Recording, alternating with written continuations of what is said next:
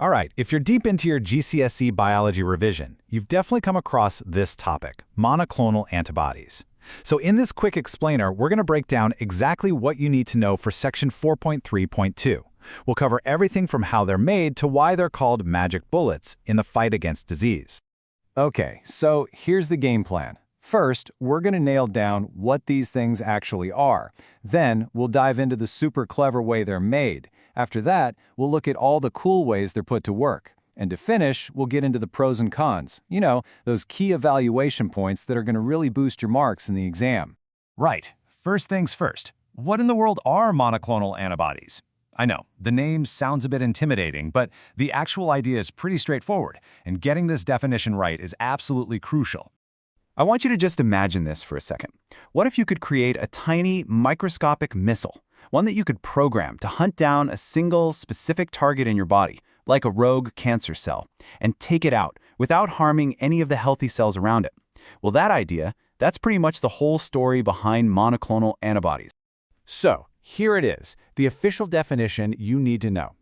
Monoclonal antibodies are a whole batch of identical antibodies. They're all produced from just one single parent cell, which is why we call them a clone. And here's the really cool part.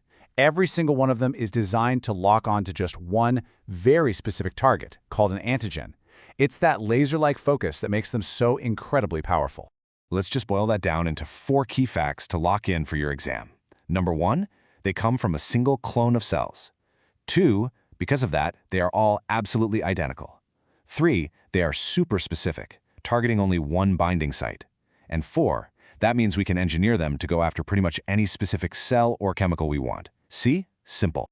Okay, so we know what they are, but how on earth do you make them? Well, for the exam, you absolutely need to know the production process. It's this really clever piece of biological engineering using what's called a hybridoma. So let's walk through it. It all starts with a mouse. You inject the mouse with the antigen you want to target. Its immune system does its thing and makes lymphocytes that produce the perfect antibody. Now here's the clever part. You take one of those antibody-making lymphocytes and you fuse it with a tumor cell. Why a tumor cell? Well, because they're brilliant at dividing over and over again. This new fused cell is our hybridoma. It's a hybrid that has the best of both worlds. It can make our antibody and it can divide forever. You then just clone that one hybridoma cell into a massive army of millions, all pumping out huge amounts of our perfect, pure, monoclonal antibody. So, we've got our factory, we've built our magic bullets, now it's time to unleash them.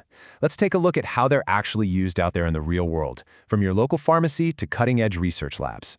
And their uses are seriously diverse. You've definitely seen them in action in diagnostics. Yep, they're the key ingredient in pregnancy tests, where they bind to a specific hormone. In labs, they're used to measure levels of hormones or other chemicals in the blood. For research, you can attach a little fluorescent tag to them, and they'll literally light up specific cells or molecules under a microscope. But of course, the big one is using them to treat diseases like cancer. Now, this is where that magic bullet idea really comes to life. Scientists can attach a powerful, toxic drug or even a radioactive substance directly to the antibody. It's like strapping a bomb to a guided missile. The antibody then travels through the body, and because it's programmed to bind only to cancer cells, it delivers its deadly cargo right to the tumor's doorstep, leaving all the healthy cells completely alone. It's an unbelievably precise way to fight a disease. Okay, this table right here is basically your golden ticket for a long answer question. It sums everything up so neatly. See the pattern? The core mechanism is always the same, specific binding. But what it's carrying changes the job. For diagnosis, it just binds. For research, it carries a glowing tag. And for treatment, it carries a drug. If you can explain that structure, you're well on your way to a top-level answer. Okay, last section. And this is where you pick up those top-tier marks in the exam. It's all about evaluation. It's not enough to just know what monoclonal antibodies are. You have to be able to weigh up their incredible potential against the real-world problems and drawbacks. So let's get real about this. On the one hand, the advantages are huge. That incredible specificity means you can treat disease without the collateral damage you get from things like chemotherapy. The potential is massive. But on the other hand, the reality has been a bit tougher.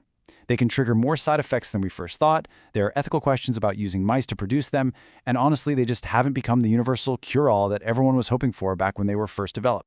Now, listen up, because this next bit is pure gold for your exam. This quote is basically a direct summary from the AQA specification itself. If you're asked to evaluate, remembering this is key. Monoclonal antibodies create more side effects than expected. They are not yet as widely used as everyone hoped when they were first developed. Dropping that into an answer shows the examiner you really know your stuff. And there we have it, your crash course on monoclonal antibodies. So I'll leave you with this final question to chew on.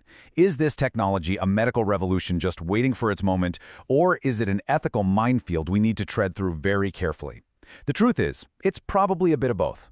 And holding those two ideas in your head at once, well, that's the kind of critical thinking that will make your exam answers truly stand out. Good luck with the revision.